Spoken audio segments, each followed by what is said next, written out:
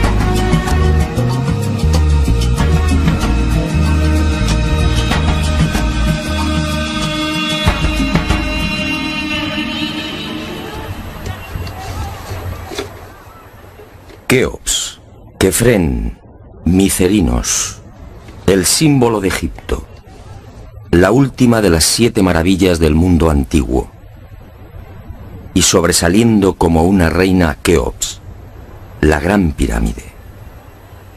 Una construcción incomprensible, un desafío a la razón, una obra que provoca vértigo. ¿Quién la levantó y sobre todo cómo? Keops reúne 3 millones de bloques de piedra caliza y granítica. Bloques que oscilan entre 2 y 40 toneladas de peso. Bloques tallados con tal precisión que no permiten el paso de una hoja de papel. Un monumento cuyo revestimiento original, hoy casi desaparecido, estaba formado por losas de caliza pulida de hasta 16 toneladas. Y a su lado, otro coloso, Kefren, casi 1.700.000 metros cúbicos de piedra. Bloques idénticos a los de Keops, con un revestimiento original de caliza pulida y granito rojo de Asuán. En su base cabrían 7 campos de fútbol. Por último, Micerinos, la más modesta pero igualmente soberbia y desconcertante.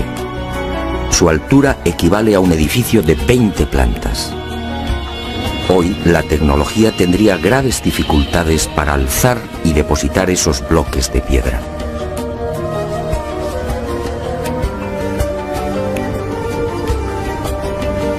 A la vista de estas mareantes cifras, el mundo se pregunta, ¿cómo lo hicieron? Para la arqueología oficial no hay duda. Las pirámides de Giza fueron obra de los faraones y se levantaron hace 4.600 años. Los bloques fueron trasladados desde las vecinas canteras de Tura y Mohatan, a escasos kilómetros del Cairo, y encajados en los respectivos monumentos mediante el uso de gigantescas rampas. Rampas, dice la arqueología, por las que miles de obreros empujaban los bloques con el auxilio de rodillos de madera.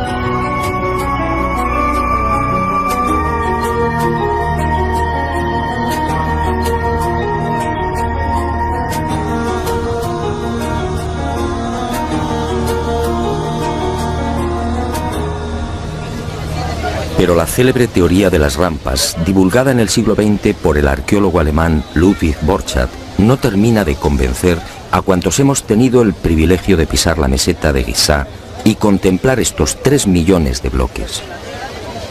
Y son dos las razones que ponen en entredicho la versión oficial.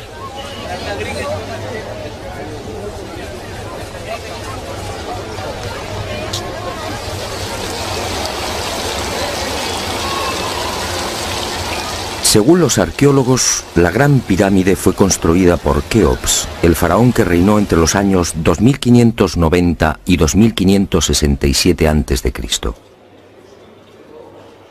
Basta un sencillo cálculo para comprobar que en esos 23 años de reinado, los trabajadores tuvieron que mover y elevar hasta las correspondientes hiladas un total de 357 bloques por día. 357 moles de piedra con pesos que oscilan entre 2.000 y 40.000 kilos. 357 gigantescos sillares en 12 horas. Es decir, un bloque cada 2 minutos. Por mucha mano de obra que pudiera reunir Keops, la empresa en cuestión resulta más que dudosa. Y no solo por el arduo problema de organización, sino sobre todo por las evidentes dificultades técnicas a la hora de izar y encajar estos monstruos de caliza, granito y mármol. Los arqueólogos más conservadores se defienden escudándose en lo escrito por Heródoto en el siglo V a.C. Según el padre de la historia, los bloques eran levantados de grada en grada con el concurso de una serie de máquinas formadas por maderos cortos. Esto, al parecer, fue lo que le contaron los sacerdotes durante su visita a Egipto. Pero la narración del escritor griego no constituye un punto de partida sólido y fiable. En el 450 a.C., cuando Heródoto recorre el Nilo, habían transcurrido 2000 años desde la supuesta construcción de la Gran Pirámide por Keops.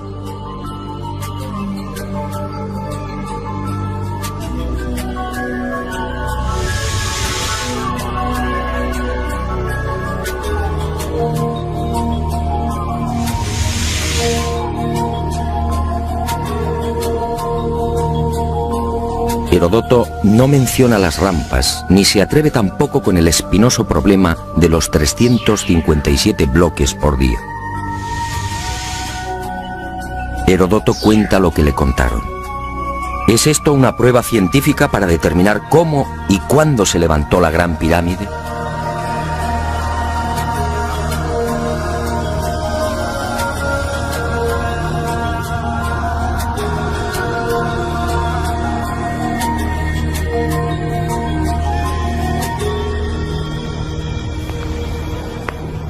Pero existe una segunda razón de mayor calado que hace dudar de lo establecido por la arqueología. Hace 4.600 años, cuando los arqueólogos fijan la construcción de la Gran Pirámide, el Valle del Nilo justamente despertaba al periodo neolítico.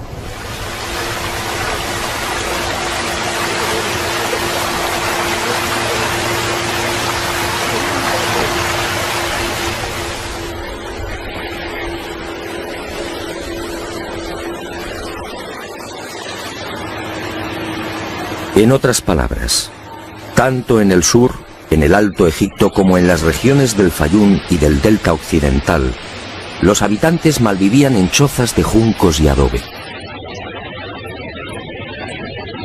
Se hallaban todavía en la Edad de Piedra, con un precario desarrollo agrícola y un incipiente pastoreo. Sus herramientas eran groseras, basadas principalmente en la industria lítica. Sería 3 siglos después, hacia el 2300 a.C., cuando estos pueblos entrarían en la Edad del Bronce. Y surge la primera gran contradicción. Si Egipto cambia la piedra por el bronce en el 2300 a.C. aproximadamente, ¿cómo pudieron levantar la Gran Pirámide 300 años antes? ¿Con qué herramientas? ¿Con qué clase de conocimientos? ¿Cómo explicar semejante salto cualitativo?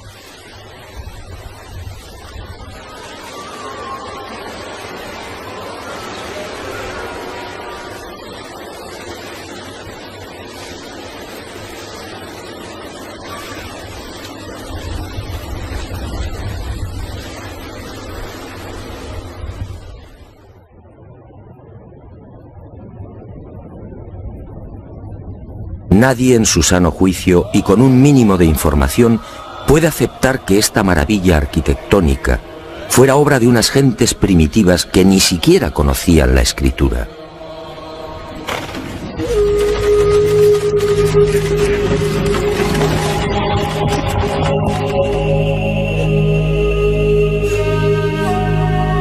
El testimonio de Heródoto, en efecto, deja mucho que desear. Hoy cualquier arquitecto o ingeniero comprende de inmediato las graves dificultades técnicas que debieron superar los constructores de la Gran Pirámide. Las cámaras, galerías y los mal llamados conductos de ventilación exigen unos profundos conocimientos matemáticos y arquitectónicos.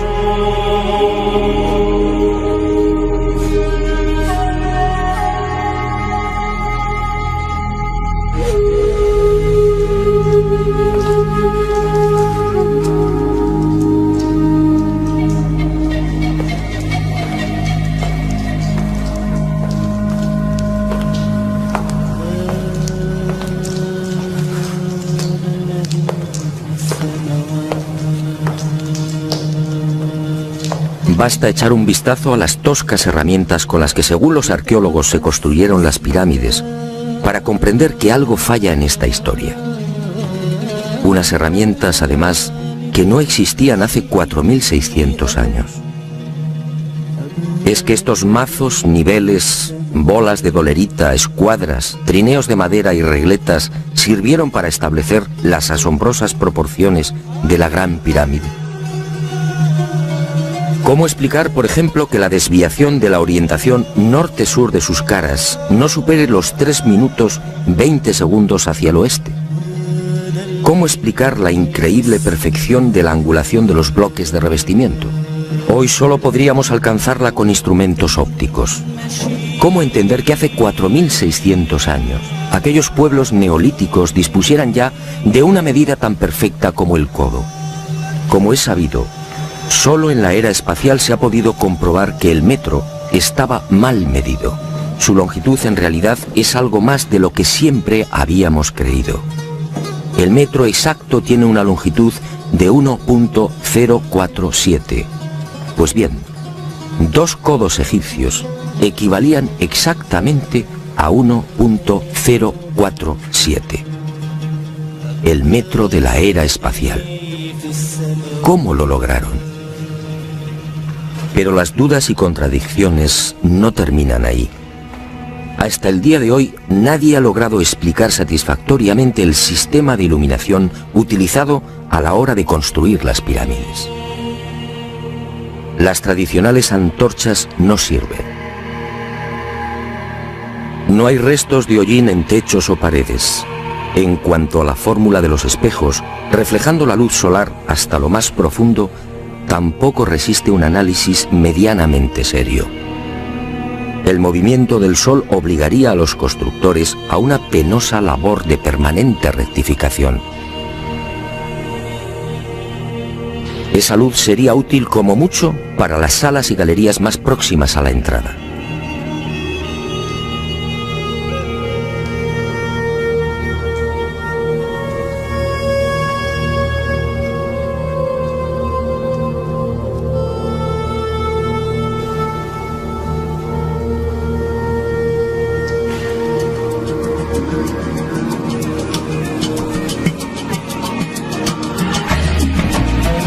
Las explicaciones de los arqueólogos tampoco convencen cuando alguien pregunta por el método utilizado para cortar los enormes bloques de granito.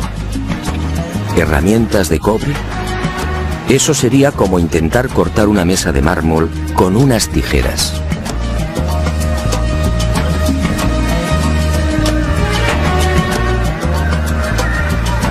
Y otro tanto sucede con el asombroso y enigmático pulido de los vasos de diorita y granito. ¿Qué clase de taladro utilizaban para que la cara interior ofrezca el mismo pulido que la exterior? ¿Cómo lo lograban si por las bocas de estos panzudos vasos no cabe siquiera la mano de un niño? Y otro detalle estremecedor. Al examinar el pulido de estos vasos y platos, los expertos han comprobado que a cada vuelta la presión ejercida era 500 veces mayor que la obtenida en la actualidad con los poderosos taladros de punta de diamante artificial. Y de nuevo la gran interrogante. Si muchos de estos vasos han sido fechados en el 2600 a.C., ¿quién los fabricó? ¿El hombre de la Edad de Piedra? Evidentemente no.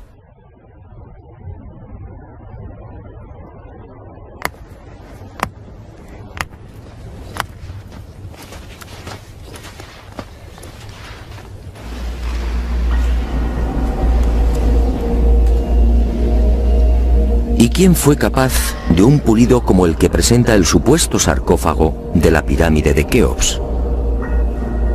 El acabado en el bloque de granito resulta imposible para un hombre del Neolítico.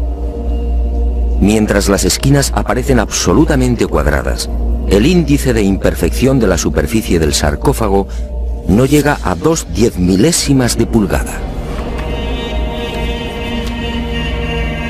Es decir, la 10ª parte del espesor de un cabello humano. Esa perfección en el trabajo sobre la negra y dura diorita alcanza su máxima expresión en la estatua del citado faraón Kefren, hallada en el Templo del Valle, junto a la pirámide que lleva su nombre. El pulido de la misma es tal que solo cabe el silencio. Nadie sabe, nadie entiende cómo se logró semejante belleza hace 4500 años. ¿Y cómo explicar la técnica empleada para la ejecución de estas perforaciones? Son perfectamente visibles en muchos lugares del Egipto faraónico. Aquí, en la entrada real de la pirámide de Keops, tenemos una muestra. Para la arqueología no hay misterio. Estos orificios, dicen, se conseguían mediante la introducción en la piedra de un cilindro hueco que al girar cortaba el granito. Pero al examinar la espiral grabada en el interior, algo no concuerda con la versión oficial. La distancia entre línea y línea es de 2.5 milímetros. Nosotros en la actualidad, utilizando taladros con punta de diamante artificial, solo podemos alcanzar 0.05 milímetros por vuelta.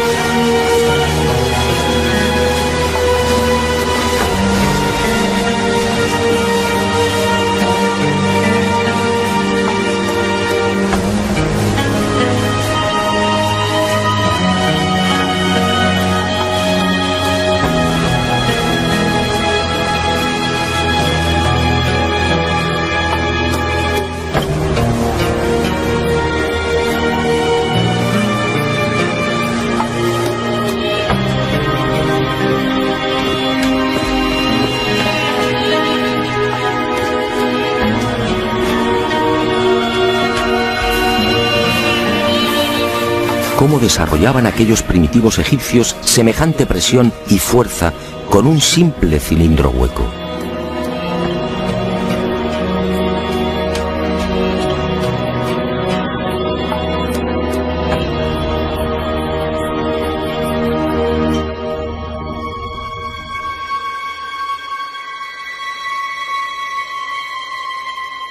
Y aunque algo posterior en el tiempo, también lo descubierto en la tumba de Tutankamón nos deja con la boca abierta.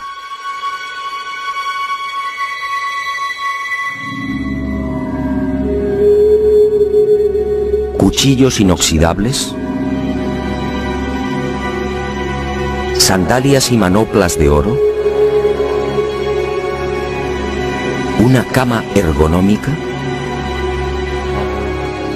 una cama con la parte de los pies más elevada, favoreciendo así la circulación sanguínea.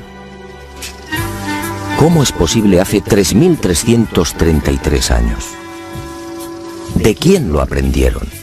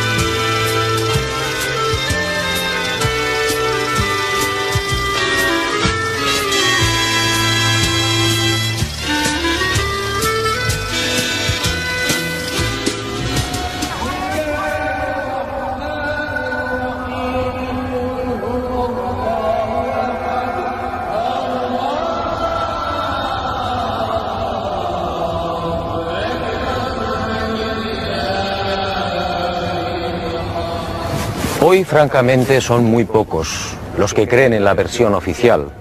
Hace 4.600 años, los pueblos que habitaban esta región no estaban en condiciones de imaginar siquiera este portento arquitectónico. Pero entonces, ¿quién levantó las pirámides?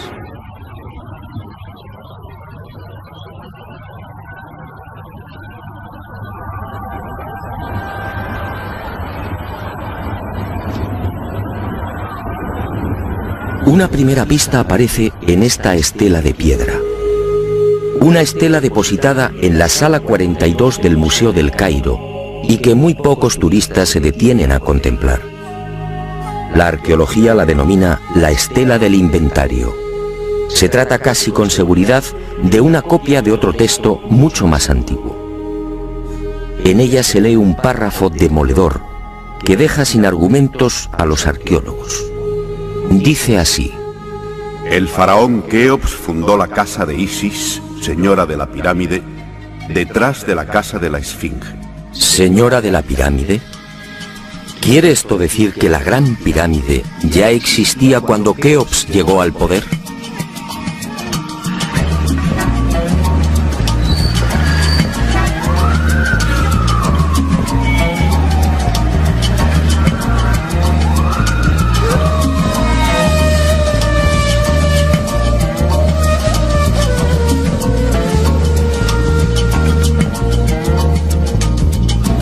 La segunda pista, mucho más espectacular, se encuentra a casi 3.000 kilómetros del Cairo.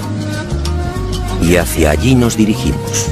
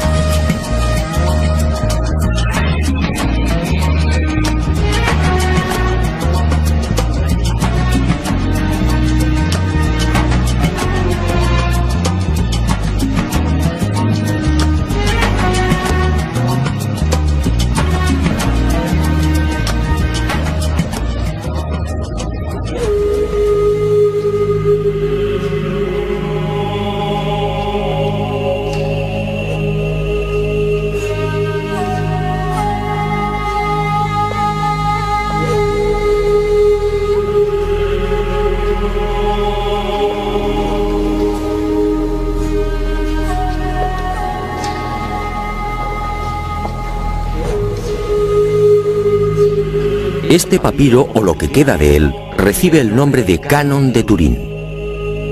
Fue descubierto en 1822 por el viajero italiano Bernardino Drobetti en la antigua ciudad egipcia de Tebas. El propio Champollion lo tradujo, concediéndole una singular importancia. Pero la arqueología ha preferido ignorarlo. Y no es de extrañar a la vista de su contenido. Esta escritura hierática procede de la época del no menos célebre Ramsés II, entre los años 1290 y 1224 a.C. Para algunos, el faraón que persiguió a Moisés. En total, 160 fragmentos correspondientes a 11 hojas escritas hace 3200 años y en las que se lee una extraña lista de reyes. Una lista de reyes egipcios imposible para la ciencia. Imposible, sí, porque de aceptar lo manifestado en este documento arqueológico, la cronología faraónica se vendría abajo. ¿Y qué dice este papiro de 1,70 metros de longitud? Sencillamente que en un lejano pasado, Egipto fue gobernado por unos seres mitad hombres, mitad dioses, que recibían el nombre de Sensuhor, los compañeros de Horus. La lista de estos misteriosos reyes sitúa el primer gobierno en el Valle del Nilo, no durante el faraón Menes hace 5000 años como afirma la arqueología, sino mucho más atrás en el tiempo, concretamente hace 11.000 años. Esta desconcertante y revolucionaria lista de reyes aparece ratificada en buena medida por otra historia igualmente despreciada por los arqueólogos. Me refiero a lo escrito por Manetón en el 240 a.C. Este sumo sacerdote recibió el encargo del faraón Ptolomeo II Filadelfo de escribir la historia de Egipto desde sus comienzos. Manetón tuvo acceso a la documentación depositada en el templo de On, en Heliópolis, y cumplió el trabajo. En los escasos fragmentos que se conservan de su obra, en especial en los recopilados por Eusebio, puede leerse algo insólito que, como decía, coincide en lo básico con lo relatado en el Canon de Turín. Según Manetón, antes de Menes, el primer faraón de la primera dinastía, Egipto fue gobernado por unos semidioses y también durante miles de años. El sumo sacerdote greco-egipcio no habla de los Sensuhor, pero la casualidad es más que sospechosa. ¿Quiénes eran los Sensuhor? ¿Por qué los califican de semidioses?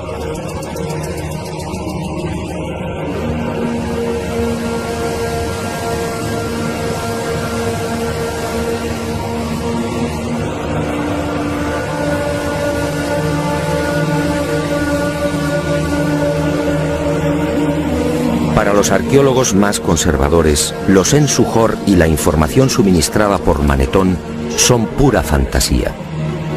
Y aparentemente tienen razón. Si Egipto fue gobernado hace 11.000 años, ¿dónde están las pruebas y los vestigios arqueológicos que deberían delatar a esas culturas? ¿O están ahí? ¿No será que la arqueología no los quiere ver?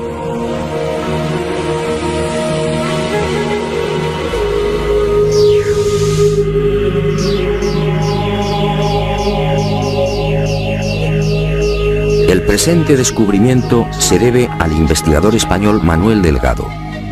Él fue el primero en percatarse de lo que guarda el nuevo Museo Nubio. Todo un hallazgo que ofrecemos en primicia y que una vez más nos hace dudar de la cronología oficial. Este huevo de avestruz fue descubierto en la tumba 96 del cementerio 102 en Nubia por el arqueólogo inglés Cecil Malaby Firth. El hallazgo tuvo lugar en 1907, pero dada su naturaleza, fue silenciado. Alguien dibujó sobre él y lo depositó junto al cadáver. Evidentemente se trataba de un objeto muy querido por el difunto. En una de las superficies pueden apreciarse los dibujos de un avestruz y algunas plantas. En la opuesta, oh sorpresa, otra escena imposible: el curso del río Nilo y las siluetas de unas construcciones muy familiares. Las 3 pirámides de la meseta de Giza. El hallazgo de este huevo de avestruz no tendría mayor importancia, de no ser por un pequeño gran detalle. Según los investigadores, los restos humanos de la citada tumba 96 se remontan a la cultura Nagada I, es decir, alrededor de 7.000 años. 7.000 años. Algo en efecto no cuadra. Si la arqueología afirma que las pirámides de Giza fueron levantadas hace 4.600 años, ¿cómo es que aparecen dibujadas en una sepultura de hace 7.000? Pero las pruebas que apuntan a un pasado mucho más remoto de lo que pretende la egiptología no terminan ahí. En 1991 volvió a encenderse la polémica. Esta vez el protagonista fue Abu el-Hol, el padre del terror, nombre dado por los naturales de la región a la mítica esfinge.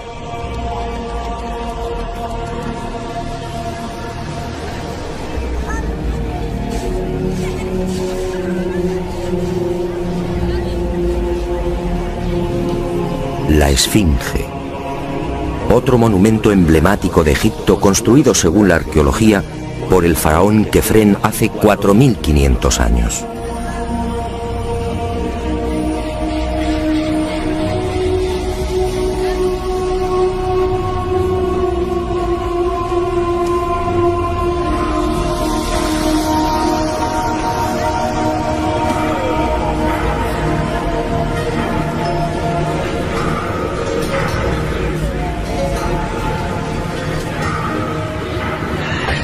Lo que hoy podemos contemplar tiene escasa relación con la estampa original.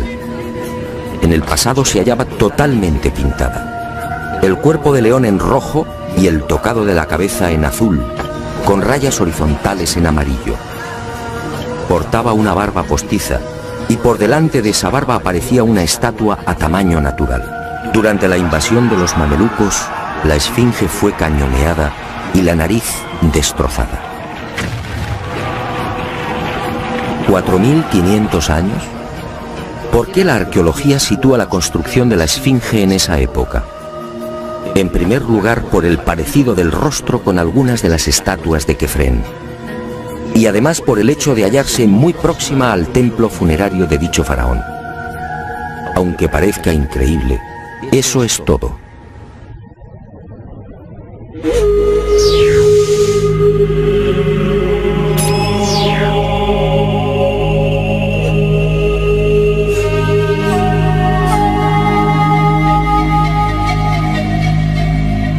Y en 1991, como decía, los arqueólogos fueron arrinconados de nuevo contra las cuerdas. Un equipo de la Universidad de Boston, dirigido por el geólogo Robert Scott, dio a conocer un estudio que retrasaba la construcción de la esfinge en varios miles de años. Mediante la utilización de ondas sonoras y micrófonos especiales, los geólogos norteamericanos exploraron las rocas que forman parte de la esfinge. El resultado fue asombroso. La zona delantera del monumento y parte de las paredes del foso que la rodea presentan una erosión de 2 metros de profundidad, provocada por las lluvias. En la época de Kefren, supuesto constructor de la esfinge, esta región era un desierto. La única explicación a esa erosión acuática hay que buscarla en un clima especialmente húmedo, entre el 5000 y el 7000 a.C. Casi mágicamente hemos llegado a un punto que ya fue contemplado en uno de los anteriores capítulos de este planeta encantado. ¿Recuerda?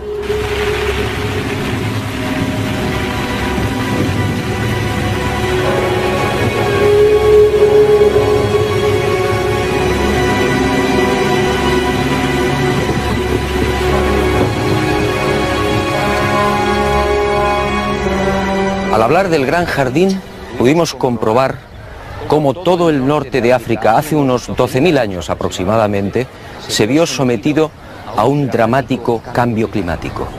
En otras palabras, la Universidad de Boston acertó.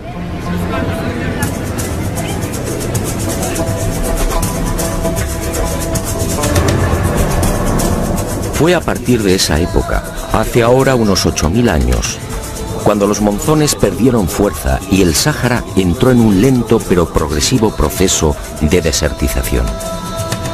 Y fue justamente hace 4500 años, cuando la arqueología fija el momento de la construcción de la Esfinge, cuando estas tierras fueron definitivamente abandonadas por las lluvias. Kefren, por tanto, no pudo levantar la Esfinge. Como mucho, quizá la restauró. El padre del terror estaba aquí desde mucho antes. La huella de las torrenciales lluvias registradas en el llamado Gran Húmedo Holocénico es incuestionable. Y algo similar vino a suceder con el investigador Robert Bauval. 20 años antes, este ingeniero egipcio se atrevió a difundir una hipótesis que conmocionó a los seguidores y amantes del Egipto faraónico. Para Bauval, las pirámides de Giza no son construcciones aisladas. Las tres forman parte de un plan unificado minuciosamente diseñado. Y para irritación de los arqueólogos más conservadores, formuló una teoría que volvía a poner en tela de juicio la ya desacreditada cronología oficial. La tesis de Bauval es conocida como la correlación de Orión, es decir, el asombroso parecido en la disposición de Keos, Kefren y Micerinos respecto a las tres estrellas que forman el cinturón de Orión. Basta trazar una línea entre las tres pirámides y otra entre las estrellas del cinturón para observar que sendas ubicaciones son casi idénticas. Casi idénticas, sí, pero no iguales. El ángulo de las pirámides es de 172 grados y el de las estrellas de Orión en la actualidad de 181. Bauval se percató de esta pequeña diferencia y tuvo una genial intuición.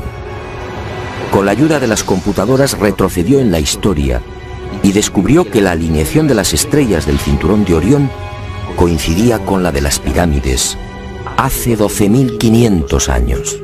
No son demasiadas coincidencias. Por un lado, la geología demuestra que la Esfinge tuvo que ser construida en pleno Gran Húmedo, es decir, hace más de 9.000 años. Por otro, el papiro de Turín y Manetón aseguran que unos semidioses gobernaron el valle del Nilo hace 11.000 o 12.000 años, quizá más. También el huevo de avestruz hallado en la tumba 96 en Nubia nos dice que las pirámides existían ya hace 7.000 años, y la tesis de Bauval pone punto final, insistiendo de nuevo en esa misteriosa fecha: 12.500 años.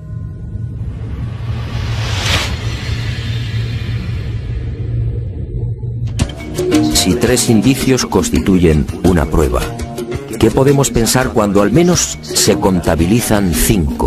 5 indicios, sí, de momento.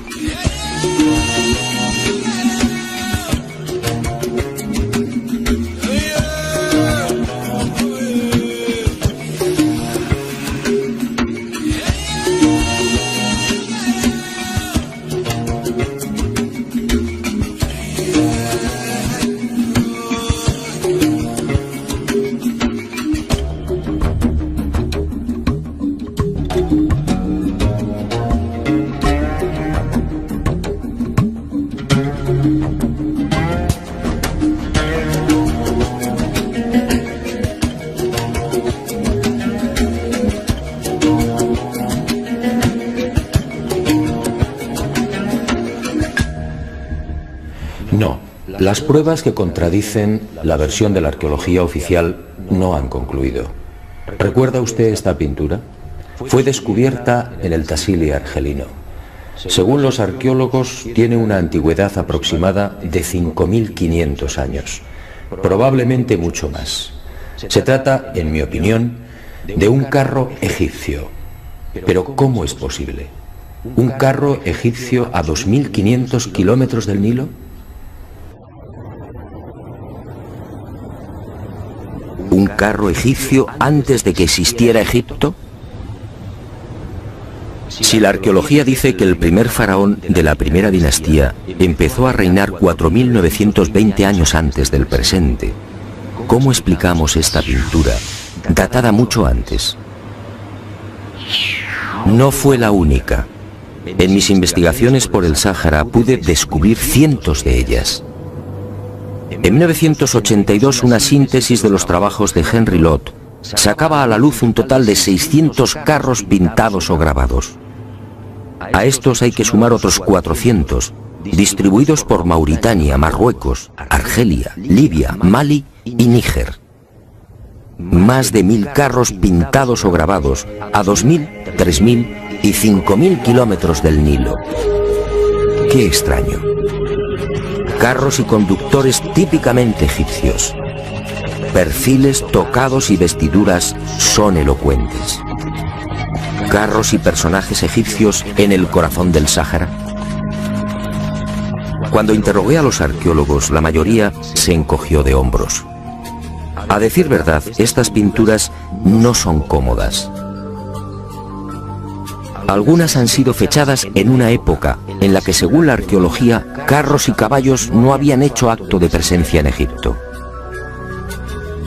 Otras, como las del Tassili o el Fesán libio, son mucho más escandalosas. Los análisis de las sustancias orgánicas contenidas en los pigmentos han sido desconcertantes. 6000, 8000 y hasta 9000 años de antigüedad. ¿Carros y conductores egipcios hace 9000 años? Y casi sin querer, a la vista de estos documentos pictóricos, la memoria vuelve a poner en pie los hallazgos de la Universidad de Boston, el papiro de Turín, la historia narrada por Manetón, las pirámides pintadas en el huevo de avestruz o el descubrimiento de Bubal. Naturalmente, para la arqueología, estas pinturas y grabados no tienen sentido. El caballo y los carros, dicen, entraron en Egipto hacia el 1700 a.C. y lo hicieron con la invasión de los Hicsos, un pueblo procedente de la Alta Siria que gobernó la mitad oriental del delta. Nuevo y grave error de la arqueología. El caballo y los carros, como demuestran estas pinturas y grabados, ya existían en el Sáhara mucho antes de la XIII dinastía. Otra cuestión es que no quieran reconocerlo, y es comprensible. Si los egipcios y su cultura proceden del Sáhara, ¿en qué queda la supuesta hegemonía del Egipto faraónico?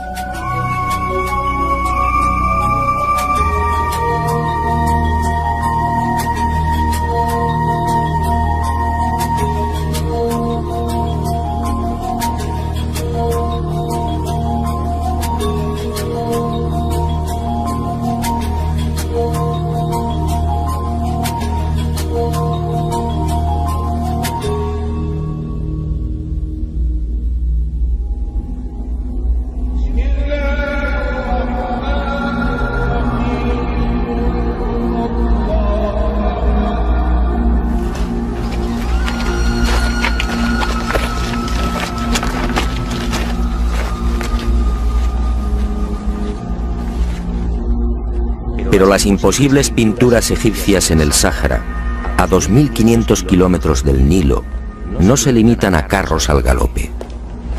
Otras, para desconcierto e irritación de la arqueología, presentan escenas muy diferentes. Ofrendas. Personajes adornados con el ureus, la serpiente sagrada sobre las cabezas. Barcas igualmente egipcias. Vestimentas similares a las que lucen faraones y sacerdotes. Individuos de perfil al más puro estilo egipcio. Pinturas todas ellas muy anteriores al Egipto faraónico.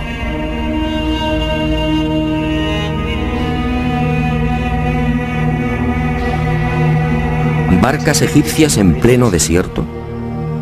Si estas pinturas, como aseguran los confusos y confundidos arqueólogos, fueran tan solo el testimonio de la influencia de la 18 dinastía en esta remota parte del Sáhara, ¿cuál sería el sentido de las mismas? En esa época, durante la 18 dinastía, hace 3500 años, esta zona era un desierto idéntico al que ahora vemos. ¿Barcas en un infierno de piedra y arena? ¿Y por qué ignoran la datación? Si estas pinturas se remontan a 9000 años, entonces las barcas sí están justificadas. En esa época, como se recordará, El Sáhara era un jardín, con ríos tan anchos y caudalosos como el actual Amazonas.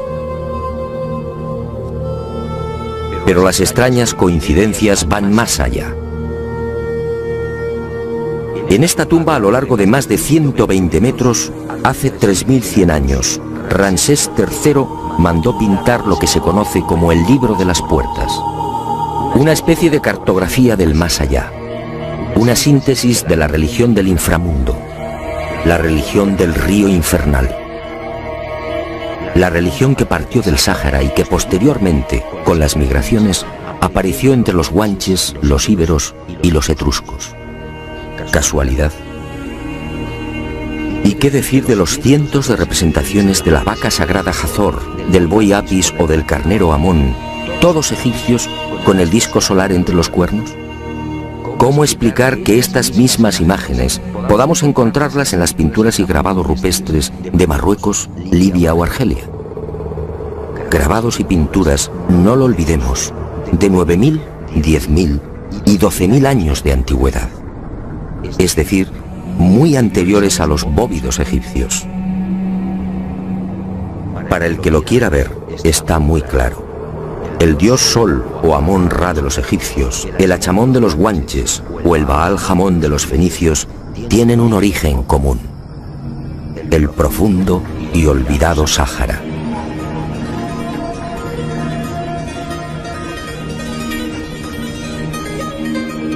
Puede que Herodoto y Diodoro de Sicilia tuvieran razón. Egipto, el Egipto faraónico, fue obra de los dioses. Ha llegado el momento de ser valiente. Para mí, hace 9000 o 10.000 años, quizá más, alguien no humano descendió en el gran jardín, en el Sáhara Azul, y puso en marcha una gran cultura. Una civilización intuida en una lengua, una religión y unas costumbres comunes.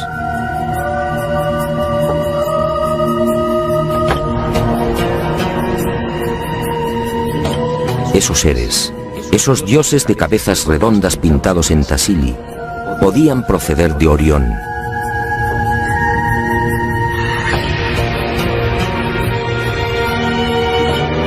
Y ellos, o sus descendientes, levantaron estas magníficas e imposibles construcciones.